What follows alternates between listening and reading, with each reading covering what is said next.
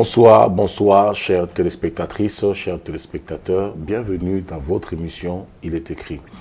Et ce soir, j'ai le plaisir de recevoir un homme de Dieu, le pasteur Olivier Yao de la mission chrétienne ouvrier de l'Évangile. Alors ensemble, nous allons parler de la semence selon Dieu. Alors la semence est une thématique qui est plus ou moins vaste. La semence selon Dieu, on peut voir éventuellement plusieurs sous-thèmes, mais à la lumière de la parole, le pasteur Olivier nous amènera dans les profondeurs de Dieu pour que nous puissions comprendre la pensée de Dieu pour ce soir. Et je l'espère, je suis ravi et je l'espère que vous êtes nombreux à vous connecter en ce moment même en direct via toutes nos plateformes de diffusion, c'est-à-dire sur le YouTube, le site internet, la page Facebook, la box Orao et tous les moyens, tous les supports que nous avons de diffusion. Soyez grandement bénis de près tout comme de loin, ceux qui sont en France, que le Seigneur et la grâce de Dieu abondent dans vos vies. Et ceux qui sont au loin aussi, que la main de Dieu vous visite, vous touche là où vous êtes, parce que OETV va au-delà des frontières de la France, de la francophonie. Nous atteignons le monde entier parce que nous sommes suivis au Brésil, au Chili, en Bolivie, en Colombie, en Argentine et vraiment dans le monde entier. Alors soyez grandement bénis sans plus tarder. Il va se présenter, l'homme de Dieu qui est sur ce plateau. Vous allez le découvrir, c'est la première fois qu'il est sur ce plateau. Et je le crois personnellement, ce ne sera pas la dernière. Et certainement, il se retrouvera aussi à ma place en tant qu'animateur ou enseignant dans les jours qui viennent. Voilà, donc que Dieu soit loué. Alors, comme j'ai l'habitude et la coutume de le dire dans cette émission, ayez toujours à votre portée votre stylo, votre bloc-notes, afin de prendre des notes. Aussi, le standard sera ouvert dans quelques minutes, juste avant la fin de cette émission, où vous pourrez bien sûr appeler au 09, le numéro qui va s'afficher, pardon, juste en bas de votre écran, afin de poser toutes vos questions dans le but de saisir la pensée de Dieu. Et vous pouvez aussi interagir avec nous en direct en apportant vos remarques, votre ressenti, vos suggestions par rapport au message du soir. Voilà, soyez bénis, soyez grandement bénis. Que le Seigneur vous garde. Alors, je m'adresse à mon invité. Bonsoir, bonsoir, pasteur Olivier. Bonsoir, apôtre Steve. Comment ça va? Ça va bien, par la grâce de Dieu. Que Dieu soit béni. Alors, on se tutoie ou on se vous voit? On va prendre les bonnes habitudes. On va se tutoyer. On va prendre les bonnes habitudes. C'est les habitudes, bon. Il est écrit, donc je m'adapte aussi. D'accord, ok. D'accord, les bonnes habitudes. Alors, j'éviterai de vous voyer ici sur ce plateau, sinon ça serait une mauvaise habitude. Voilà. Donc, en tout cas, on va se tutoyer sans problème. Alors, c'est la première fois, pasteur Olivier, que tu viennes sur ce plateau. Il est écrit. Notamment, et pour tous les téléspectateurs qui ne te connaissent pas, est-ce que tu pourrais te présenter un petit peu, à savoir qui tu es, et ton ministère, et où est-ce que l'Église est établie, voilà, de façon succincte, hein, la caméra, il ne faut pas hésiter, la caméra est juste en face de toi, et à chaque fois que tu t'adresses à nos invités, donc ta caméra est juste là, il ne faut pas hésiter. Alors, bonsoir à tous, bonsoir à tous les téléspectateurs, toutes les personnes qui suivent cette émission d'Il est écrit maintenant. Je me présente, je suis le pasteur Olivier Yao, pasteur à la mission chrétienne ouvrier de l'Évangile, la MCOE. C'est une œuvre qui est basée à Villejuif, au 7 rue Jean Prouvé, une œuvre qui se veut missionnaire et qui se veut vraiment dans l'obéissance de la recommandation que l'Église a reçue de la part de notre Seigneur Jésus-Christ. Donc cette œuvre vraiment a pour but de bâtir, d'édifier la foi des enfants de Dieu et surtout de les emmener à revêtir leur identité de missionnaire. Et j'exerce dans ce ministère en tant que pasteur avec un collège pastoral et je suis aussi marié depuis 6 ans à mon épouse Mélodie Yao et nous avons ensemble deux enfants. Donc voilà en quelques mots qui est le pasteur Olivier Yao Et c'est la première fois, comme a dit l'apôtre Steve, c'est la première fois que je suis sur ce plateau de Il est écrit, après avoir été nourri, alimenté pendant de nombreuses années. C'est la première fois que je suis sur ce plateau et je suis vraiment heureux. C'est vraiment un plaisir d'être sur ce plateau pour contribuer aussi à l'édification de plusieurs, parce que nous savons, on peut le voir au travers des réseaux sociaux, de tout ce qui se fait. Il est écrit, c'est vraiment une émission qui est suivie, une émission aussi qui est basée sur la parole, et c'est vraiment une joie de pouvoir contribuer à cette émission aussi. Amen, amen. Ben, c'est une grande joie de te recevoir. Alors, pour information, ce qui ne le serait pas forcément éventuellement, le pasteur Olivier, et c'est mon fils dans la foi, c'est mon fils spirituel, c'est mon fils dans la foi, et c'est le pasteur, c'est un des pasteurs ici en France de l'église Mission Chrétienne Ouvrier de l'Évangile. Et je suis vraiment dans la joie de te recevoir en qualité d'homme de Dieu, non plus de fils, mais en qualité d'homme de Dieu en tant que pasteur. Alors, pasteur Olivier, quelle est la thématique de ce soir? Ce soir, c'est la semence. Je l'ai un petit peu annoncé en introduction. C'est ça. Nous allons parler de la semence. Que peut-on dire de la semence? Qu'est-ce que la semence selon Dieu? On parle de quelle semence? On parle de la semence, c'est-à-dire la semence financière. On parle de la semence, la parole. On parle de la semence, l'enfantement. Que peut-on voir par la semence? C'est vrai qu'au premier abord, la semence, qui est un thème vraiment très général, très vaste, souvent on a pour habitude de donner à ce mot, à ce thème, sur le point de la natalité, le fait de donner vie physiquement. On se dit, voilà, donner naissance à un enfant, c'est pour le commun des mortels, c'est la première vraiment pensée qui vient à la tête. Mais dans la parole de Dieu, on comprend que la semence selon Dieu, elle englobe vraiment tous les domaines de la vie d'un homme. Et la semence de Dieu, c'est vraiment l'origine, la base de toute entreprise qu'un homme veut bâtir. Ça peut être le fait de fonder une famille, ça peut être la semence, le fait de voir une vie spirituelle épanouie, ça peut être aussi une semence pour le début d'une entreprise physique, matérielle. Ça peut vraiment toucher tout domaine. Mais aujourd'hui, on va vraiment préciser ce thème sur le point des talents, des dons que Dieu nous donne. Comme nous le savons, la semence se définit comme quelque chose, comme une graine que l'on met en terre, que l'on plante pour après donner, pour qu'elle puisse se reproduire. Qu'elle puisse se reproduire jamais. C'est ça. Et la semence, comme je l'ai dit tout à l'heure, elle peut vraiment englober plusieurs domaines. Et on aura pour base vraiment de référence, notre texte de référence, nous verrons dans Genèse 1, lorsque Dieu va créer toutes choses, il va programmer aussi bien les espèces végétales, les espèces animales, même la race humaine, il va tout programmer de sorte à ce que chaque espèce ait en elle la capacité de pouvoir se reproduire.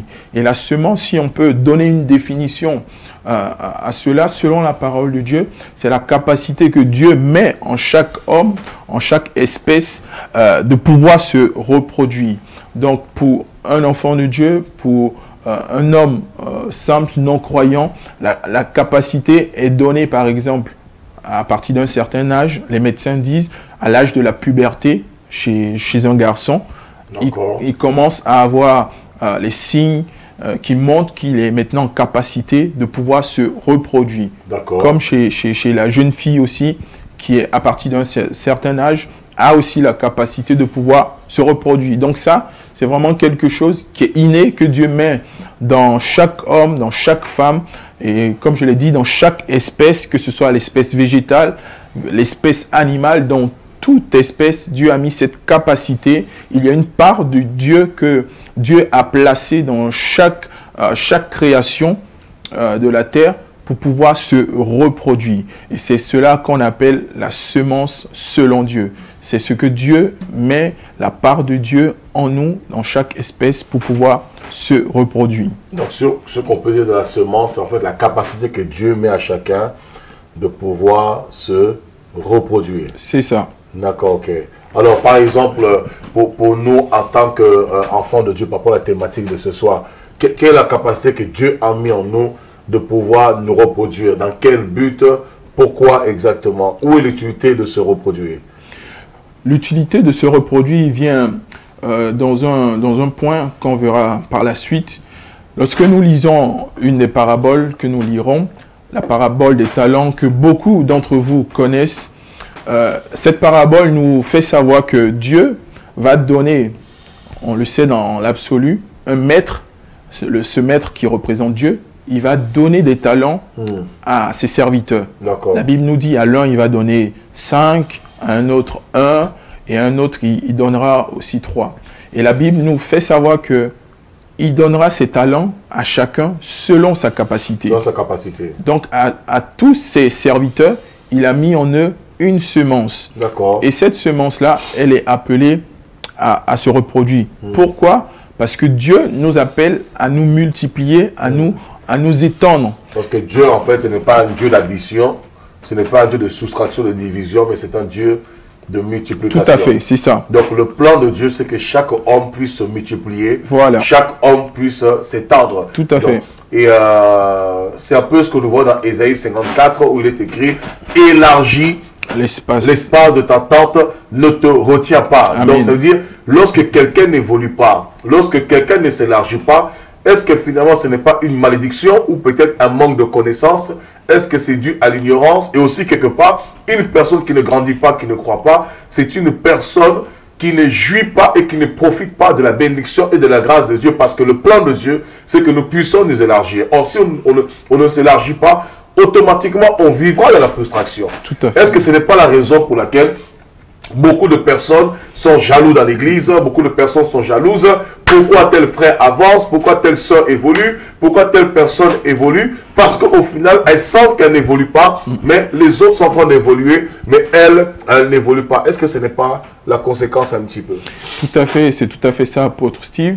Ce que vous venez de dire, c'est très juste parce que dans le plan parfait de Dieu, dans le plan de grâce, c'est que tout homme qui a été sauvé, racheté, doit vivre dans cette vie d'excellence-là.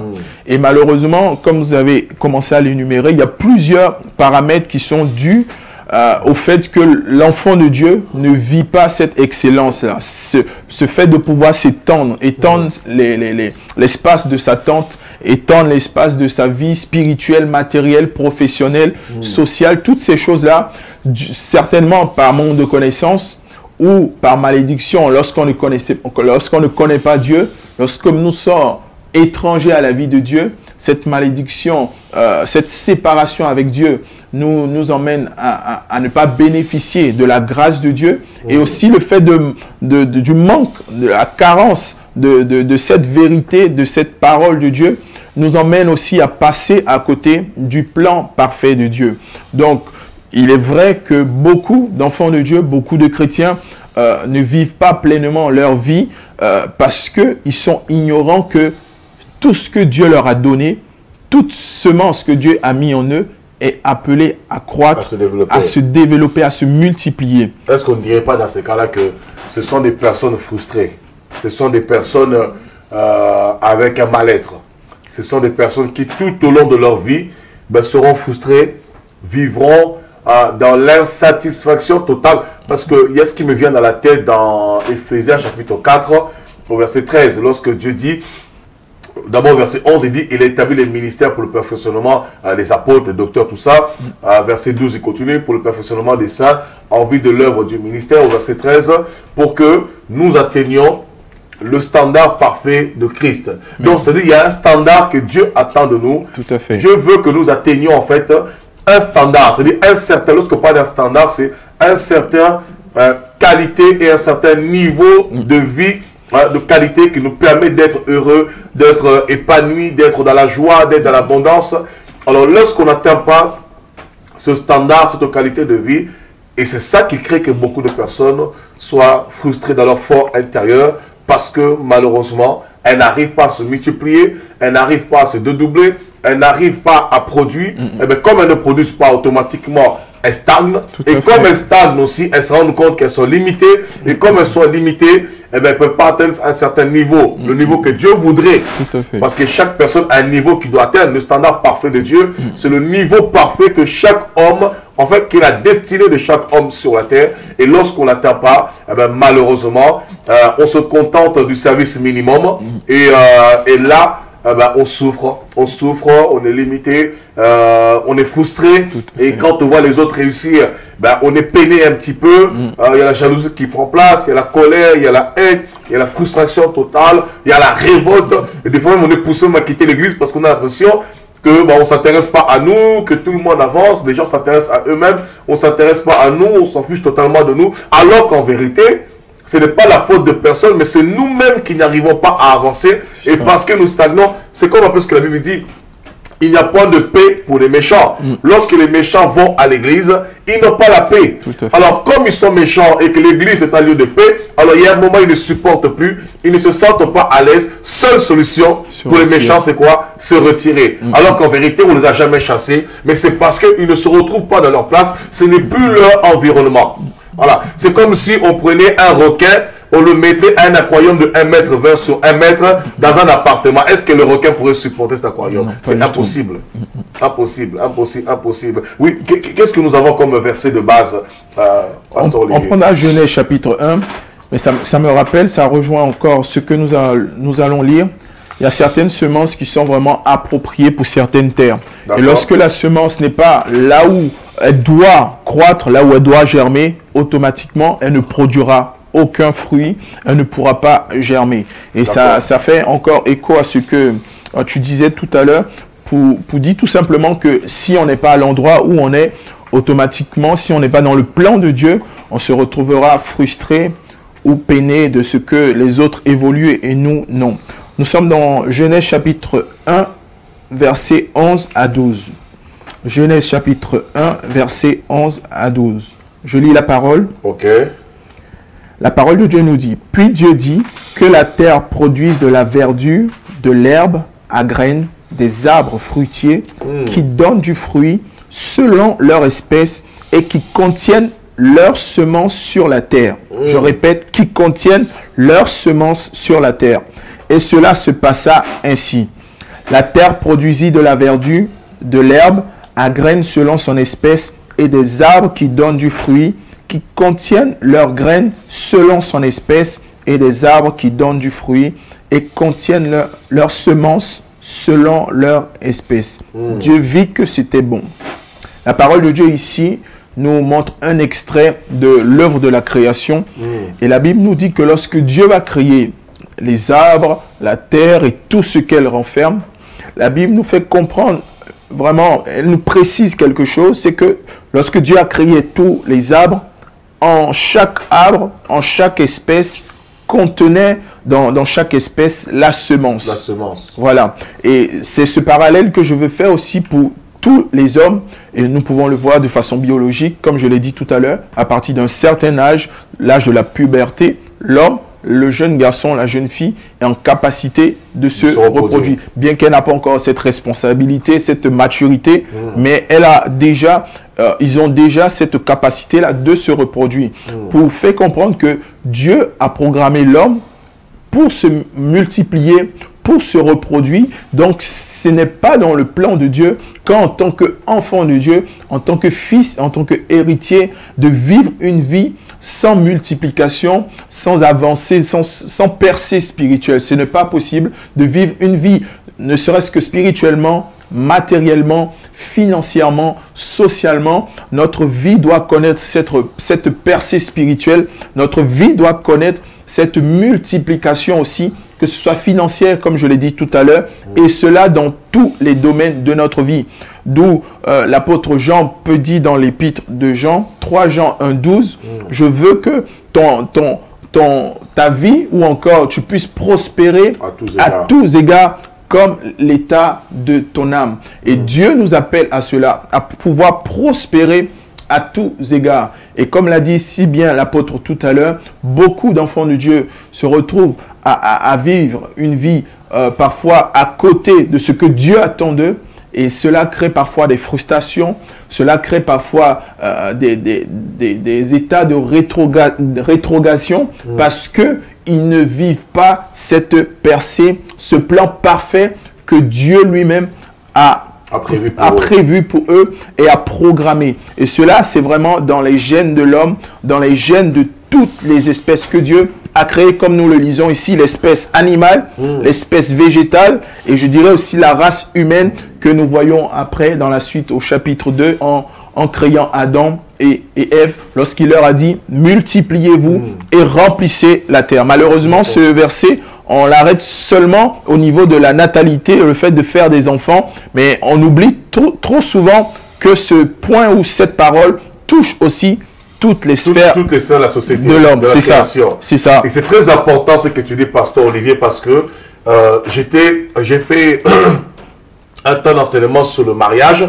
et je disais, parce que tu dis ici la semence, on limite souvent la semence simplement au niveau de la natalité, c'est-à-dire le fait d'engendrer des enfants. Lorsque Dieu dit à Adam et Ève, dans Genèse 1, verset 30, dans 28 plutôt, soyez féconds, multipliez-vous, remplissez la terre, assujettissez-la. Et lorsque Dieu dit soyez féconds, multipliez-vous, remplissez la terre, assujettissez-la, la première notion que nous avons, c'est le fait d'avoir une femme et se marier.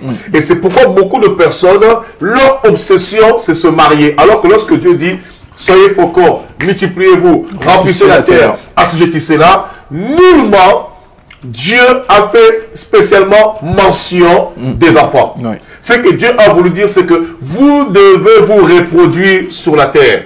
Vous devez en fait apporter la vie sur la terre. Amen. Vous devez apporter la santé sur la terre. Amen. Vous devez assaisonner la terre. Amen. Vous devez faire en sorte que la terre soit remplie de la connaissance de Dieu. Amen. Parce que dans le désert, Jean-Baptiste, il prêchait dans le désert. Or, dans le désert, il parlait à la création. Or, lorsque Dieu a créé Adam, il fallait d'abord qu'il remplisse la création de la connaissance de Dieu. C'est pourquoi Dieu lui a donné la domination sur les oiseaux du ciel. Ou le rapport, personnellement. En quoi Dieu a donné à Adam la domination sur les oiseaux du ciel? Pour faire quoi avec eux? Mais c'était pour que ces animaux aussi connaissent Dieu par Adam. Tout comme on déclare que la création attend avec un ardent désir la manifestation des fils de Dieu, et que dans 2 Corinthiens 1, verset 14, il est écrit que c'est par nous que Dieu répand en tout lieu l'odeur de sa connaissance, pour que la nature et la création connaissent Dieu à travers l'homme Adam qui est là. Et dans cet enseignement de mariage, je disais, il y a des personnes qui sont là et qui doivent rester célibataires toute leur vie. C'est-à-dire qu'ils ne sont pas obligés de se marier. Et là, ça confirme par rapport à la semence. Effectivement, on peut se reproduire, on peut se multiplier sans forcément que ça passe par la natalité. Parce que Paul disait, l'apôtre Paul disait, nous sommes regardés comme pauvres, mais nous enrichissons plusieurs. C'est parce qu'au-delà de la natalité, le côté familial, socle familial, mariage, il y a en lui la semence de la prospérité. Amen. Donc il a compris qu'il a des dons qui sont en lui, il a des grâces qui sont en lui. Dieu l'a programmé pour qu'il se multiplie. Dieu l'a programmé pour qu'il communique la vie. Dieu l'a programmé pour qu'il communique la santé. Amen. Donc il a compris en fait, au-delà de la natalité, il y a d'autres capacités que Dieu a mis en lui. Et ces capacités, il doit les mettre en œuvre, à l'œuvre, pour que cela soit bénéfique à la fois pour lui-même, pour qu'il puisse justement croître, se développer davantage. C'est comme un arbre. Puis, vous taillez l'arbre, plus l'arbre pousse correctement. Et plus les branches s'étendent. Donc il va utiliser les capacités, les dons, les grâces qui sont en lui, il les met en exergue, de sorte que celui-même qui est pauvre, par sa vie, peut s'enrichir. Amen. Alors, est-ce que dans ce cas-là, les gens qui disent, oui, mais moi, Dieu ne m'aime pas, Dieu ne me voit pas, je ne sers à rien, je vais à l'église, j'ai l'impression que je ne sers à rien, je vais à l'église, personne ne s'intéresse à moi, et j'ai l'impression que ma vie ne sert à rien. Est-ce que cela est normal? Non, c'est pas du tout normal, parce que c'est pas biblique. Toutes ces paroles n'ont pas leur fondement dans la parole de Dieu.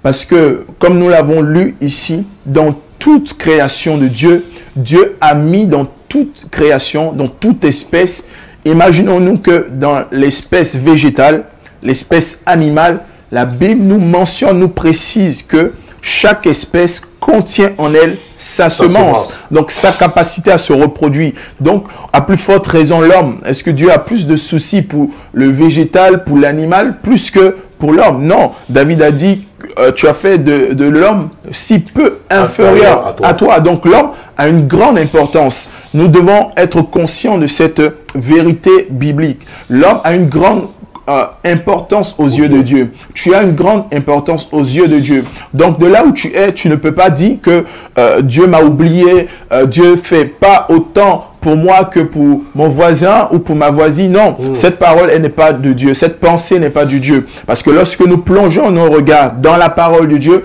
nous comprenons que Dieu nous a dotés de grandes capacités. Quelle que soit la situation dans laquelle nous pouvons nous trouver, Dieu nous a remplis de grandes capacités et c'est par cette capacité-là que Dieu nous emmène à pouvoir nous reproduire. Même si c'est un talent, même si c'est 2 talents, même si c'est 5, peu importe le nombre de talents, mais sache que Dieu a mis en toi une semence qui est appelée à grandir. Et comme toute semence, au départ, elle est insignifiante. On peut la négliger facilement. Mais parfois, en tant qu'enfant de Dieu, on se contente de cette apparence insignifiante et on se dit, comme c'est peu que mon voisin, il est à un autre niveau, donc Dieu m'a oublié. Alors qu'on ne sait pas forcément par quel processus notre voisin est passé et on ne sait pas aussi à quelle étape de son processus il se trouve. Nous sommes au départ de ce processus comme toute semence qui tombe en terre et doit mourir avant de pouvoir germer. Et c'est de cette même façon aussi, toi qui as reçu la semence de Dieu, ne dis pas en toi-même que je n'ai rien reçu de Dieu, que je vois mes amis, mes frères, mes sœurs évoluer et moi aussi, je suis pas dans cet état-là. Comprends seulement une seule chose, que Dieu t'a doté aussi de grandes capacités. Amen. Dieu t'a doté aussi d'une semence par laquelle tu peux aussi te lever et tu peux aussi te multiplier dans tous les domaines de ta vie. Voilà déjà une première partie de ce que nous pouvons voir au travers de Genèse chapitre 1. J'aimerais ensemble qu'on puisse prendre un autre passage dans Matthieu chapitre 25. Matthieu chapitre 25. Et nous ferons la lecture à partir du verset 15. Prenez vos Bibles, chers amis, chères téléspectatrices, chers téléspectateurs. Prenez vos Bibles, suivez avec nous attentivement cet enseignement avec le pasteur Olivier qui est ici, pasteur de la mission chrétienne, ouvrier de l'évangile. Alors nous parlons de la semence et le pasteur Olivier nous apprend à cet instant que tout homme porte la semence en lui. Tout homme a une semence dans son sein qu'il doit justement développer et que tout homme est appelé à se multiplier. Donc ça veut dire tout homme dans sa vie est appelé à être productif. Quand je parle de l'homme, je parle de l'homme grand H, l'homme et la femme. Donc ça veut dire, en tant que chrétien, en tant qu'enfant de Dieu, nous avons encore plus de connaissances que les gens du dehors, que les gens du monde, que Dieu nous a programmés. Dans notre ADN, dans notre matrix, Dieu nous a programmés à pouvoir nous développer, Amen. À pouvoir nous épanouir, à pouvoir évoluer, à pouvoir s'étendre, à pouvoir, croître, Amen. À pouvoir prospérer. Ça veut dire que ce n'est pas des choses pour lesquelles on doit prier. Écoutez, Pasteur Olivier, j'ai une question à poser. Bien que nos téléspectateurs nous appelleront ici sur le numéro qui s'affiche en bas de leur écran, j'ai une question à poser. Est-ce qu'un arbre demande à Dieu pour pousser? Non, pas du tout. Il fait aucune prière. Aussi bien l'arbre, aussi bien l'animal, il ne prie pas. Mais pourtant, il s'accroît, il s'étend, il élargit même l'espace de son territoire, de son champ. Parce qu'il étend ses branches, il s'agrandit, il évolue. C'est ça. Et pareillement aussi pour l'animal, lorsqu'il fait il chasse par exemple des proies et autres, il a aussi emmené à étendre son territoire. Lorsqu'il ne trouve pas une proie dans une zone A, il va s'étendre, il va aller à une zone B et ainsi de suite jusqu'à ce qu'il trouve quelque chose à manger. Et pareil aussi pour le végétal et à plus forte raison, comme vous l'avez dit, pour l'être humain. L'homme aussi, dans son ADN, comme vous l'avez dit, dans sa matrix, dans ses entrailles, il porte aussi cette programmation de la part de Dieu qui l'emmène, qui le pousse à pouvoir se multiplier. D'accord. Alors, nous sommes dans Matthieu 25. avec le pasteur Olivier. Et nous faisons un arbre ne prie pas. Parce que les chrétiens prient, ils prient, ils prient, ils prient, ils prient. Mais il n'y a rien qui se produit bien souvent. Vrai. On se pose des questions. Parce que Jacques dit, vous priez, mais vous ne recevez pas. Vous demandez, vous ne recevrez pas parce que vous demandez mal. Tout à fait. Alors, est-ce que des fois même, c'est même pas question de demander, si, quand on dit demander mal, est-ce que demander mal, c'est un problème par rapport aux paroles qui sont dites pour la prière, ou plutôt sur les prières inutiles parce que ça ne demande pas à prier, mais ça demande à se mettre en action et activer ce qui est en nous. Je ne sais pas, pasteur. Oui, ça rejoint la deuxième hypothèse que vous avez soulevée, c'est-à-dire on se contente de prier en tant qu'enfant de Dieu, ce qui est bien. D'accord. Mais il y a une autre partie qui doit s'ajouter à la prière, c'est-à-dire faire valoir maintenant la semence que Dieu a mis en toi, la capacité que Dieu a mis en toi. Si tu ne sais pas faire valoir cela, bah, ta prière, au fait, n'aura pas, voilà, ne servira à rien, elle n'aura pas d'impact parce que la prière doit s'accompagner aussi de l'action. C'est un peu comme la foi. Voilà. Qui doit être active, pas seulement se contenter de dire Seigneur, je crois en toi, mais il faut poser les œuvres ou les actes de la foi. Tout à fait. C'est vraiment ça. Il faut que notre prière s'appuie aussi sur notre action. Elle doit aussi s'accompagner de l'action. Mais prier uniquement, c'est comme celui qui avait reçu un talent de la part de Dieu. Certes, il a prié, mais après, il a mis en terre, on va le voir. Nous sommes dans Matthieu chapitre 25. À partir du verset 15. 15. Alors, mes amis, prenez vos Bibles, ouvrez vos Bibles, suivez avec nous. Nous sommes en train de voir des choses précieuses, des choses merveilleuses. Vous n'avez plus d'excuses. Vous ne pouvez plus dire Dieu ne vous aime pas, que Dieu ne vous calcule pas. Non, la calculatrice de Dieu n'est pas en panne. Vous êtes déjà programmé dans sa calculatrice. C'est à vous de composer la multiplication. C'est à vous de taper le chiffre que vous voulez pour avoir le résultat. Le résultat est déjà dans la calculatrice. Les additions, les multiplications sont déjà dans la calculatrice. C'est à vous de savoir comment vous en servir. On ne peut plus demander à Steve Jobs, par exemple, de nous expliquer comment fonctionne l'iPhone, parce que lorsqu'on achète l'iPhone, ou lorsqu'on achète un Samsung comme le mien, eh bien, automatiquement, nous avons une notice qui nous explique que tout. À nous de nous servir de la notice. Si on ne s'en sert pas, eh bien, on aura un téléphone, soit il servira à décorer ou simplement à faire bonne figure, à être beau, mais on ne pourra pas l'exploiter dans son potentiel maximum, alors qu'à l'intérieur, il n'y a pas juste l'appel à passer. On peut se connecter aux réseaux sociaux, on peut faire beaucoup de choses, on peut envoyer des mails, on peut, comment ça peut lire vidéo, on peut comment envoyer des messages, donc on peut faire beaucoup de choses, on peut prendre des notes, on peut programmer un agenda, donc tout dépend de la connaissance que nous avons, de ce que nous avons en possession. Et c'est la connaissance que nous avons qui déterminera en fait notre capacité de se reproduire et notre capacité en fait d'utiliser la semence qui est en nous de façon optimale et à son potentiel. Donc nous sommes dans Matthieu 25 avec le pasteur Olivier Yao. Quel verset, pasteur? Verset 15, et nous ferons la lecture jusqu'au verset 18. Alors, Matthieu 25, verset 15. C'est ça. Ok. Il donna 5 talents à l'un, 2 à l'autre, et un troisième à chacun, selon sa capacité. Et il partit. Aussitôt, celui qui avait reçu les 5 talents s'en alla, les fit valoir, et il gagna 5 autres talents. De même, celui qui avait reçu les 2 talents en gagna 2 autres. Celui qui n'en avait reçu qu'un alla faire un creux dans la terre, et cacha l'argent de son maître. Longtemps après, le maître de ses serviteurs revint et leur fit rendre compte. Celui qui avait reçu les 5 talents s'approcha en apportant 5 autres talents et il dit, « Seigneur, tu m'as remis 5 talents, voici j'en ai gagné 5 autres. » Son maître lui dit, « C'est bien, bon et fidèle serviteur. Tu as été fidèle en peu de choses, je te confierai beaucoup.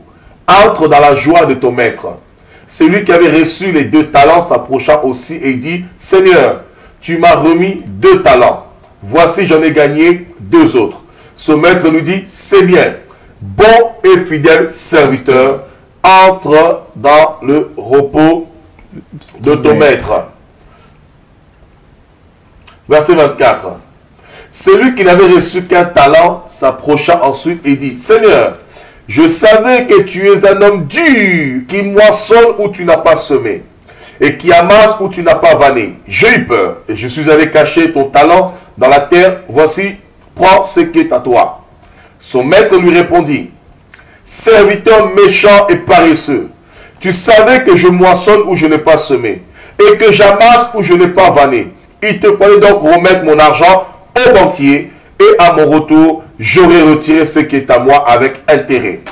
Ôtez-lui donc le talent et donnez-le à celui qui a les 10 talents. Car on donnera à celui qui a et il sera dans l'abondance. Mais à celui qui n'a pas, on notera même ce qu'il a. Et le serviteur inutile, jetez-le dans les ténèbres du dehors où il y aura des pleurs et des grincements de dents. Voilà. Un très beau texte qui nous rappelle encore à quel point Dieu ne se contente pas que nous puissions avoir en nous, que nous puissions conserver la semence qu'il nous a donnée. Mais au contraire, cette parabole qui signifie le Maître, qui est Dieu, notre Seigneur, Jésus-Christ, et nous en tant que ses fils, ses serviteurs, ses servantes qu'il a choisis.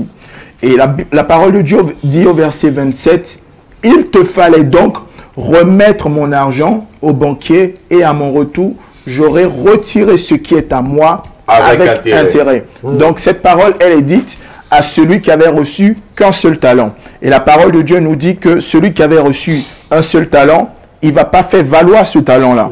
Il va le mettre en terre, ce qui symbolise, il va conserver, il va faire ce qu'il a pu pour conserver, pour garder ce talent-là, on va dire, intact. Mais malheureusement, ce talent que Dieu lui avait donné, cette semence que Dieu lui avait donnée, n'avait pas bougé d'un iota du jour où Dieu lui a donné jusqu'au jour où Dieu lui a demandé des comptes concernant cette semence, ce talent-là.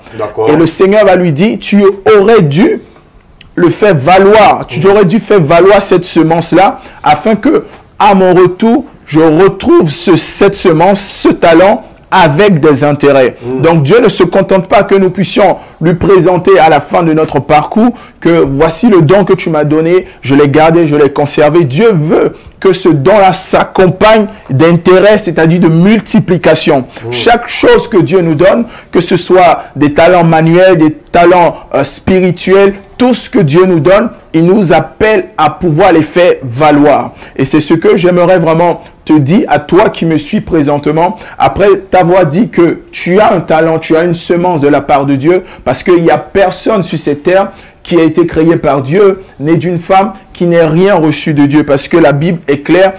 Tout ce que Dieu a créé, aussi bien l'espèce végétale, animale, la race humaine, tout homme a reçu quelque chose de Dieu. Et ici, on peut voir que ces talents, ces dons, ces semences peuvent différer en fonction de l'appel et aussi en fonction de la capacité. Mais peu importe, la semence nous est donnée de la part de Dieu. Et ce que nous devons comprendre, c'est que la capacité nous est donnée pour pouvoir multiplier et faire fructifier cette semence-là. Donc, que personne ne se méprenne, que personne ne soit séduit. La semence de Dieu est en chacun de nous et à nous de pouvoir faire fructifier, à nous de pouvoir développer cette semence que Dieu a mis en nous. Et comme je l'ai dit tout à l'heure, cette semence ne concerne pas seulement la natalité, le fait de faire des enfants, mais cela touche toutes les sphères, tous les domaines de notre vie. Notre vie professionnelle, nous devons aspirer à nous multiplier. Notre vie spirituelle, nous devons aspirer à nous multiplier. Et c'est à cela que je nous appelle vraiment enfants de Dieu. Là où nous sommes, si nous sommes dans une bonne terre, il n'y a pas de raison que nous puissions pas nous multiplier. Si nous ne nous multiplions pas, c'est qu'il y a un problème, soit de nous-mêmes, ou soit de l'endroit où nous sommes. Parce que l'endroit où nous sommes favorise aussi notre croissance. Et il y a certains types de semences qui ont besoin d'être dans des endroits vraiment spécifiques pour pouvoir croître. Et tout enfant de Dieu a besoin d'un environnement selon Dieu. La semence de Dieu a besoin d'un environnement selon Dieu pour grandir. Pasteur Olivier, je te coupe un peu. Quand on remonte au verset 15, on apprend une information. Il dit un troisième et un au troisième. Donc au verset 15, il dit il donne 5 talents à l'un, 2 à l'autre et un au troisième. C'est ça. Il dit à chacun Selon sa capacité et il partit. Mais ce qui est bizarre, c'est qu'il partit mais il ne leur dit pas qu'ils doivent faire falloir cela. Oui. Il est parti mais il ne leur dit pas qu'ils doivent mettre ça à la banque. Parce que c'est qu'à la fin, Tout à fait. il dit pourquoi tu ne l'as pas mis à la banque. Donc cela veut dire en fait que Dieu nous donne des dons et des talents. Mais il nous demande, il ne nous explique pas comment faire parce qu'il veut que nous-mêmes, nous sachions comment faire valoir les dons et les grâces qu'il a déposés en nous. Amen. Et puis ce qui est fort surtout, ce n'est pas tellement la quantité, que ce soit 5, 2 ou 1. Moi, ce qui m'interpelle dans ce passage, c'est qu'il dit selon la capacité. Amen. Donc ça veut dire que celui qui a même un don seulement, pour Dieu, il sait que celui-ci a la capacité de multiplier le don qu'il a. Amen. Donc ce n'est pas un problème d'avoir 10, 15, 20, 30 dons. Parce que ce qui tue beaucoup les hommes, c'est que nous aimons ce qui frappe les regards. C'est ça. Quand on voit, c'est comme à l'église. On voit quelqu'un en train de prophétiser, en train de gesticuler dans tous les sens. Waouh, tout le monde veut cela. On voit quelqu'un en train de faire des 100 pas, même s'il raconte rien du tout. Mais parce qu'il est seulement en mouvement, on veut aussi être en mouvement. On voit quelqu'un en train de hurler, de chanter, on veut chanter. Moi, j'ai toujours dit une chose. C'est bizarre. Je ne sais pas si c'est Dieu qui a voulu ainsi. Alors, comme ce soir, j'apprends que nous avons des talents, alors je me lance un défi. Moi, j'ai toujours dit, je ne sais pas chanter. J'adore Dieu, je loue Dieu, mais moi, pour être dans la gamme, si vous mettez une musique, si vous voulez un spécialiste de dégammage, moi, je vous dégamme la musique. Je vous dégamme le piano, je vous désaccorde. Je vous désaccorde la guitare. Donc, ce côté-là, ça, je suis très fort là-dessus. Ce n'est pas mon don de chanter. Mais là, comme j'apprends ce matin que nous avons tous des capacités, une semence en nous, alors je vais essayer de développer ce côté. Mais je me suis résigné en me disant, comme je ne sais pas chanter, ben, j'ai d'autres dons que je peux mettre en exergue. Et je sais que ma capacité à moi, c'est prêcher la parole de Dieu. Amen. Ma capacité à moi, c'est guérir les personnes. Amen. Ma capacité, c'est délivrer les personnes. Amen. Alors, je me tiens dans ce que je sais faire et je développe cela pour que cela puisse croître. Je vois dans acte 6. Okay. Dans acte 6, les apôtres ont compris que, est-ce qu'on peut le prendre? Est-ce qu'on peut le prendre? Est-ce qu'on peut le prendre? Okay. Acte chapitre 6. Le standard est ouvert. Nous sommes au 09 75 57 46 54. 09 75 57 46 54. Le standard est ouvert. Appelez, posez vos questions. Nous sommes dans Acte chapitre 6. Et ça m'interpelle énormément. Même les apôtres, à un moment, ils ont compris. Ils avaient une semence spéciale en eux. Il fallait qu'ils travaillent plutôt cette semence. Nous sommes dans Acte 6, verset 3. C'est pourquoi, frères, choisissez parmi vous cet homme, de qui nous rende un bon témoignage, qui soit plein d'Esprit Saint et de sagesse, et que nous chargerons de ces... Et nous, il dit, et nous continuerons à nous appliquer à la prière et au ministère de la parole. Mais ils avaient compris que leur capacité et leur grâce, la semence qu'ils avaient, c'était la prière spécialement et le ministère de la parole. Donc, en vérité, on ne peut pas envier l'un ou l'autre. Et un arbre ne peut pas envier un autre arbre. Pourquoi? Parce que, cet arbre-là est unique. Ouais. Cet arbre-là n'a pas la même espèce. Un fraisier n'a pas la même espèce qu'un manguier. Et même s'il enviait le manguier ne pourra jamais produire des fraises. Et le fraisier ne pourra jamais produire des mangues. Donc, ils n'ont rien à voir. Chacun selon son espèce. Et dans son espèce, son couloir, dans son don, dans son identité, eh bien, on doit chercher à évoluer, à croître, à se développer. Donc, quel que soit là où nous sommes, quel que soit le domaine dans lequel nous sommes, quel que soit le métier qu'on effectue, quel que soit le travail qu'on fait, quel que soit le poste que nous avons à l'église, même celui qui fait le ménage à l'église, il doit exceller dans le ménage. Amen. Ça veut dire que quand on arrive, on voit l'église propre. Amen. Donc quand vous rentrez à l'église, c'est comme si vous êtes déjà à la Nouvelle Jérusalem. Amen. Vous sentez que vous êtes au ciel. Il n'y a pas de poussière. Ça veut dire que dans la Nouvelle Jérusalem, il n'y a pas de deuil, il n'y a pas de pleurs, il n'y a plus de souffrance. Donc quand vous rentrez à l'église, vous sentez qu'il n'y a pas de poussière, il n'y a pas d'allergie, il n'y a pas de, comment ça s'appelle, des tâches. Donc vous rentrez, vous dites, mais c'est pas possible, nous sommes dans un palais royal. C'est ça l'église de Dieu. Amen. Et même celui qui est dans le ménage, il doit exceller, il doit croître, il doit se développer. Alors, il y a une autre question que je me pose. Est-ce que ce n'est pas la peur du risque?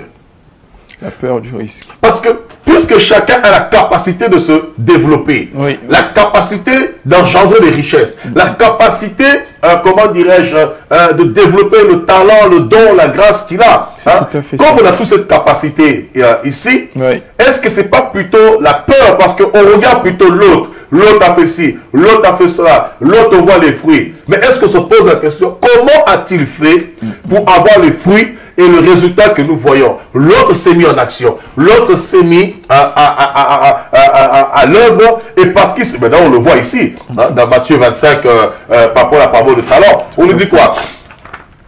Au verset 17, c'est lui qui avait reçu les 2 talents en gagnant deux autres. Et si on remonte au verset 7, on dit quoi? Aussitôt. Ah! Donc on nous marque maintenant, il y a la notion du temps qui rentre encore. On dit aussitôt, de façon immédiate, Oui. c'est lui qui avait reçu les 5 talents, s'en alla, les fit valoir et il gagna 5 autres talents. Donc on nous montre tout de suite, Oui.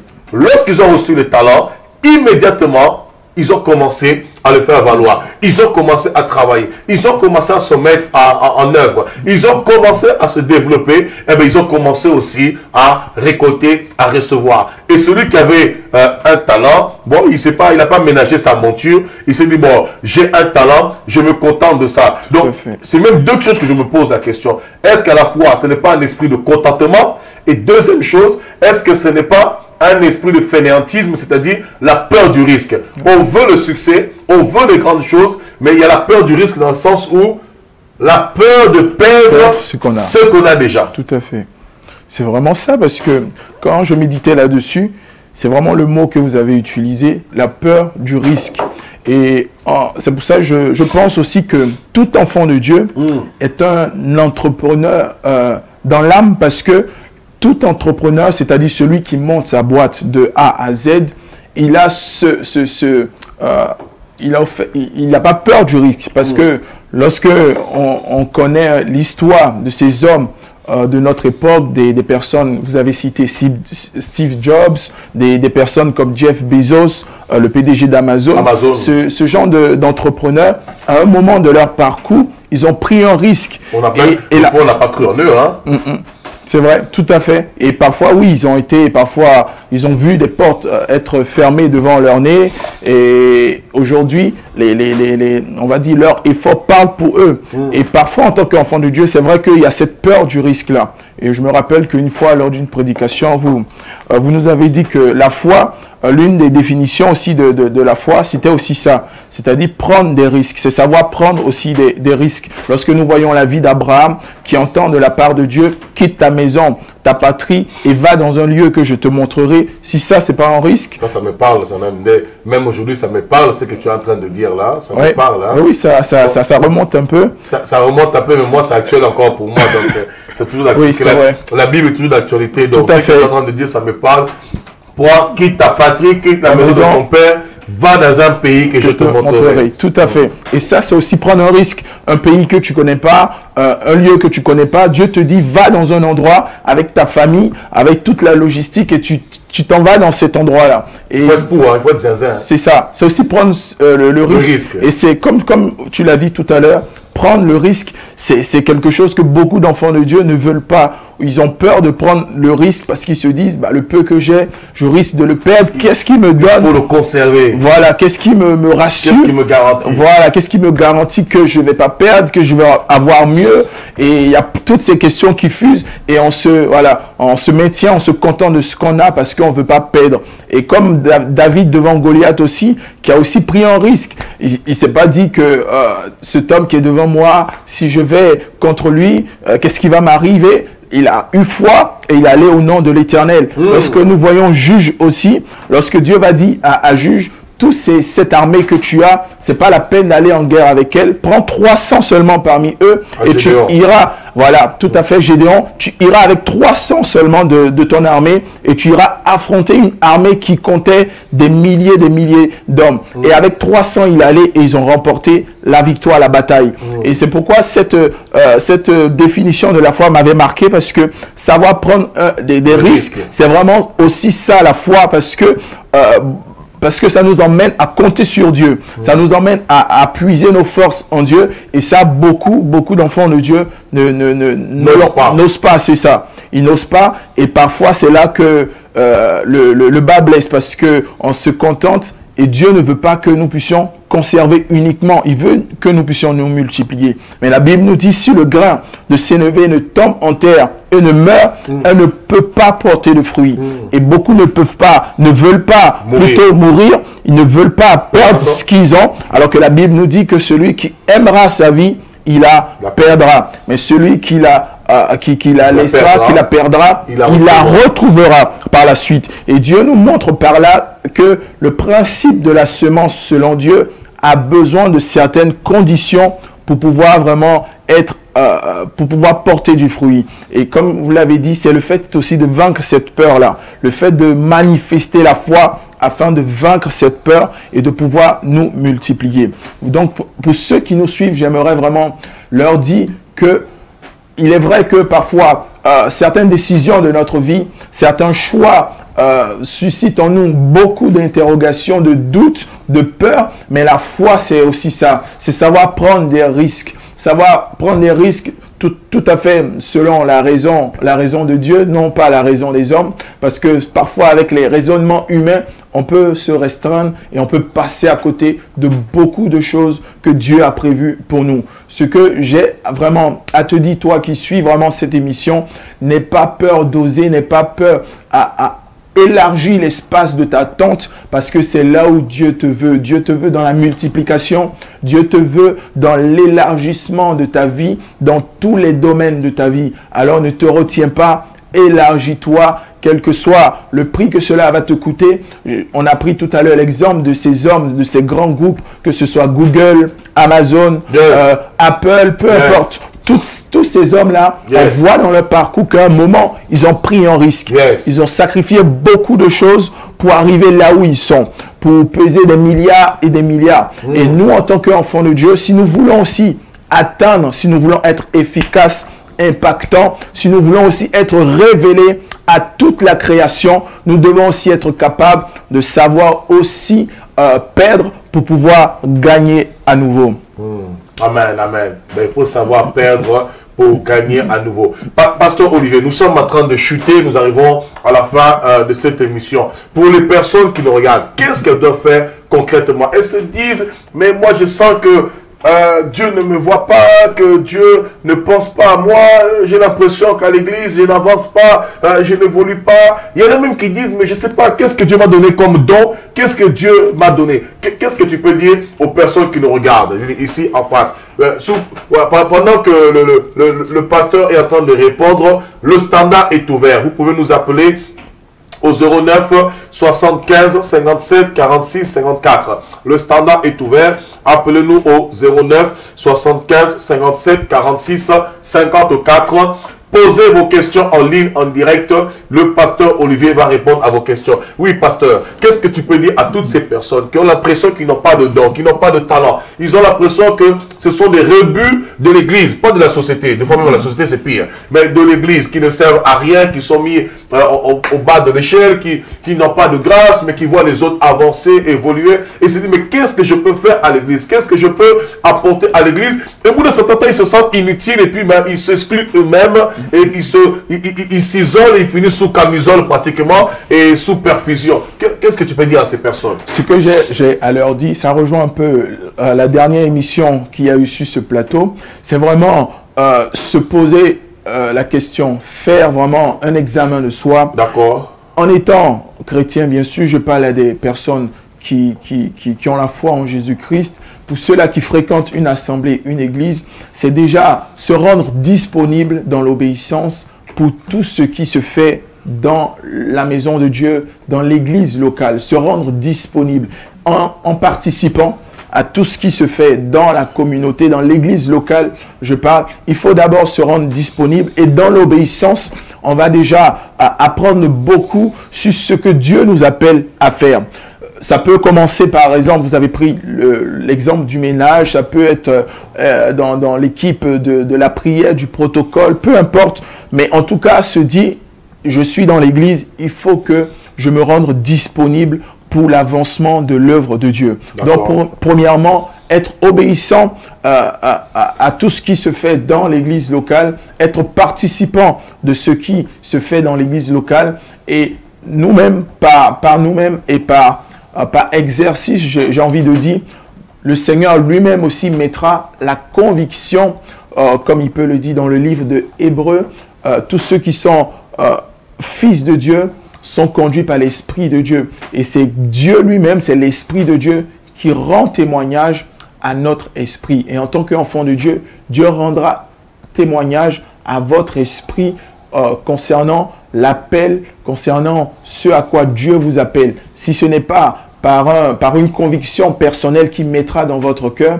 ça sera par une orientation, ça sera aussi par le fait d'exercer une tâche, exercer un don, que vous faites sans forcément, sans forcément faire d'efforts quelconque, ce sera vraiment quelque chose de très instinctif. Donc c'est quelque chose que Dieu lui-même a mis en vous et pour lequel vous n'aurez pas d'efforts forcément à fournir. Mais comme l'a dit l'apôtre tout à l'heure, c'est vraiment une semence qui a été mise en vous et cette semence-là a besoin vraiment d'être révélée à tous. Et pour cela, dans la prière, d'abord, dans la prière, demandez à Dieu ce que le Seigneur attend de vous, que ce soit votre appel, que ce soit la mission vraiment pour laquelle il vous a emmené à lui dans l'église locale.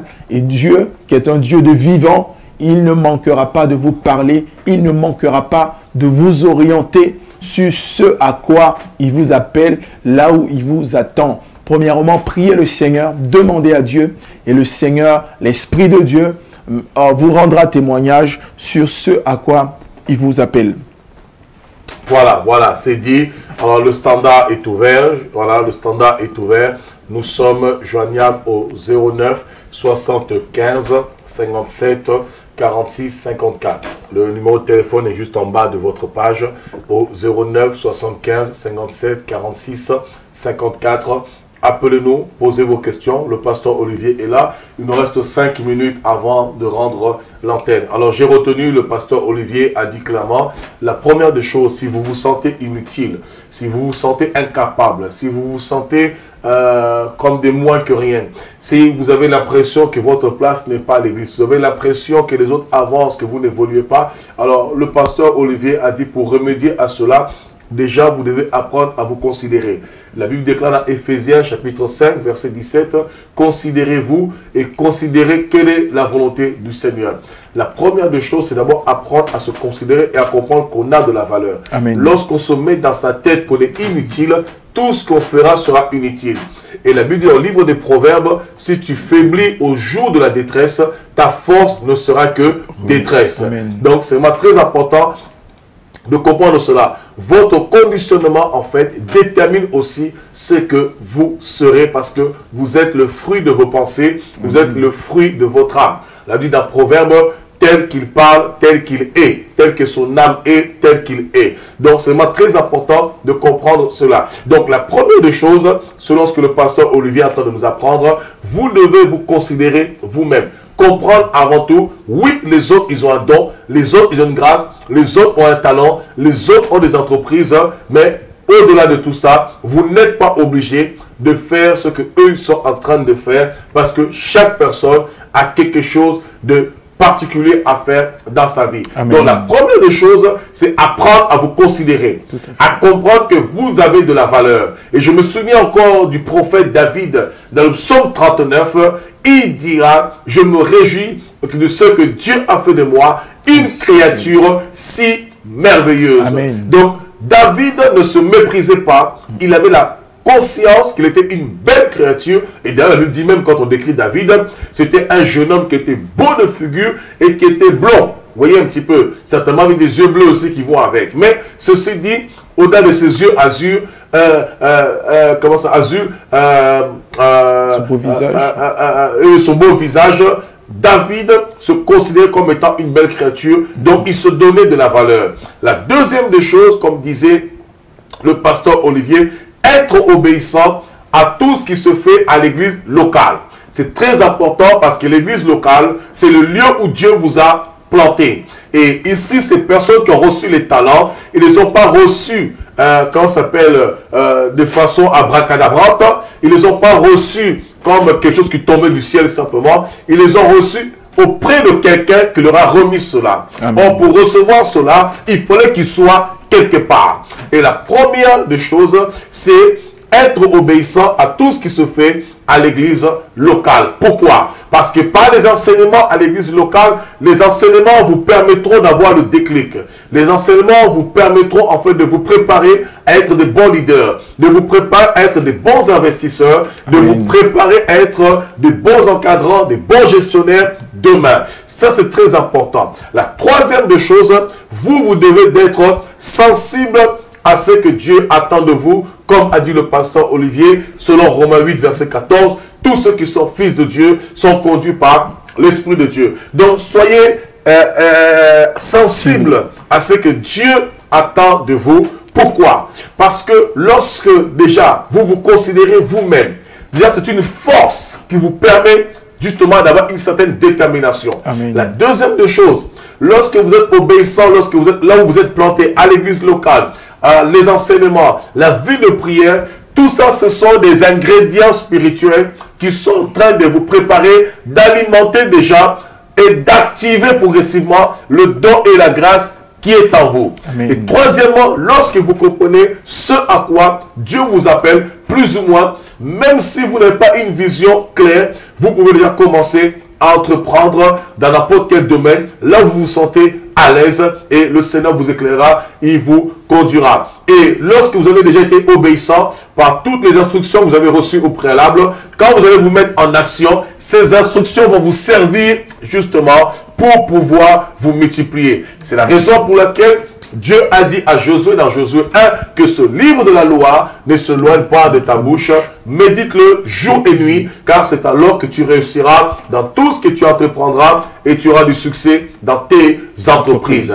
Or, pour que Josué ait du succès dans ses entreprises, dans ce qu'il entreprenait, il lui fallait de lire un livre. Et ce livre-là n'est rien d'autre que l'instruction qu'il recevait. Le livre était comme un pédagogue, comme un enseignant qui lui donnait des méthodes, qui lui donnait l'instruction qui allait lui permettre justement de pouvoir par la suite pratiquer, mettre cela en exercice, mettre cela en exergue, mettre cela en application pour lui permettre de réussir dans son travail, dans ce qu'il faisait. La preuve, nous le voyons très bien, lorsque Josué va s'emparer de Jéricho, il ne viendra pas avec des armes ou des kalachnikovs, mais il viendra avec une stratégie militaire spirituelle en faisant 7 fois le tour de Jéricho, sonner de la trompette. Pourquoi? Il avait lu le manuel au préalable. Donc, quand vous ne lisez pas le manuel au préalable, vous risquez d'avoir des sérieux bobos, vous risquez d'avoir des sérieux pépins, vous risquez d'avoir des sérieux problèmes parce que vous ne lisez pas le manuel, vous n'avez pas été préparé au préalable. Oui, allô, bonsoir, nous vous écoutons, vous nous appelez d'où et quelle est votre question? Oui, allô, bonsoir, ici la régie, nous avons une question de la part de Lodima. Oui.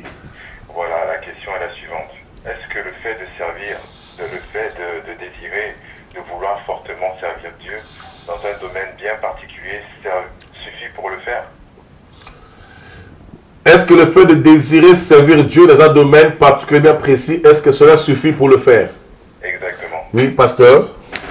Déjà, ce que je peux dire, le fait de désirer fortement, le fait de servir Dieu dans un domaine, ça peut être une indication dans ce à quoi Dieu il nous appelle. Et très souvent, Dieu procède de la sorte, c'est-à-dire il suscite en nous un désir, une soif, une attirance envers un service particulier, spécifique, et par la suite, sans comprendre pourquoi on trouve une attirance vers ce service-là.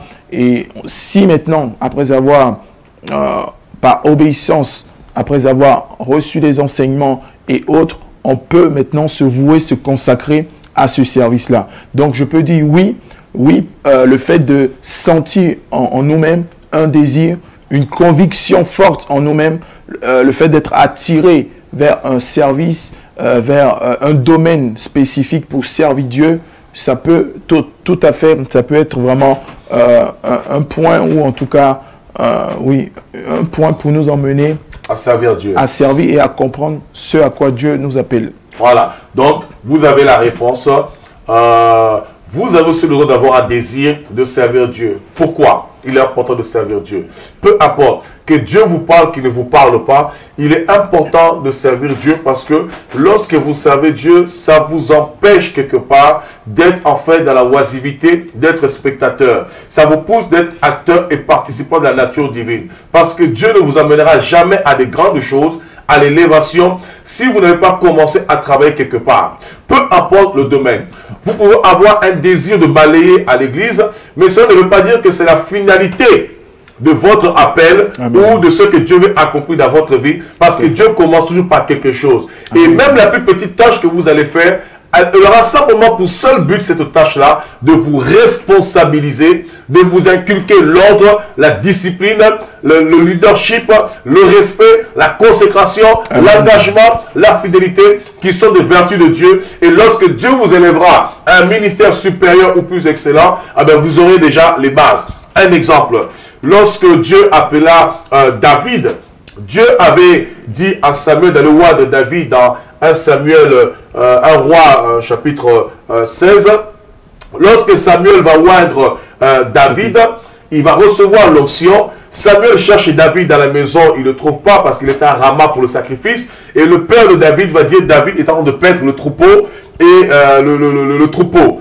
Et dans cette narration, nulle part, on nous parle de David, de l'histoire de David avec un ours, avec un chien, avec un chimpanzé ou avec un lion. Nulle part. Mais lorsque le combat avec Goliath va se présenter, David apporte une information que personne n'avait. Il dit, lorsque je paissais le troupeau de mon père, lorsque l'ours ou le lion venait pour arracher la brebis du troupeau, pour manger, égorger la brebis, moi je lui ai arraché la gueule, j'ai récupéré la brebis. Et par conséquent, je vais faire la même chose pour cet incirconcis de Goliath. Donc on voit que David, avant même de mener le combat avec Goliath, de façon publique, dans le secret, il menait déjà un combat avec l'ours et le lion. Donc il y a des défis avec Dieu que vous ne pourrez jamais atteindre si au préalable, vous n'avez pas été fidèle à les petites choses. C'est pourquoi la Bible dit dans Luc 16, verset 10, « Celui qui est fidèle dans les moindres choses, il le sera dans les grandes. Amen. Et celui qui est fidèle dans ce qui est à autrui, on lui donnera ce qui est à lui. » Voilà, en tout cas, soyez grandement bénis. Merci beaucoup au niveau de la régie. S'il y a d'autres questions qui sont venues de la régie, on peut les recevoir tout de suite en direct. Sinon, le standard est ouvert. Pour le moment, il n'y a rien. Merci à vous, la régie. Que Dieu vous bénisse grandement pour ce travail merveilleux qu'ils sont en train de faire. Voilà, soyez grandement bénis. Nous avons laissé le standard ouvert pendant 10 minutes pour répondre à vos questions. Nous chutons, nous arrivons à la fin de notre émission. Voilà, que le Seigneur vous bénisse. Merci beaucoup, Pasteur Olivier.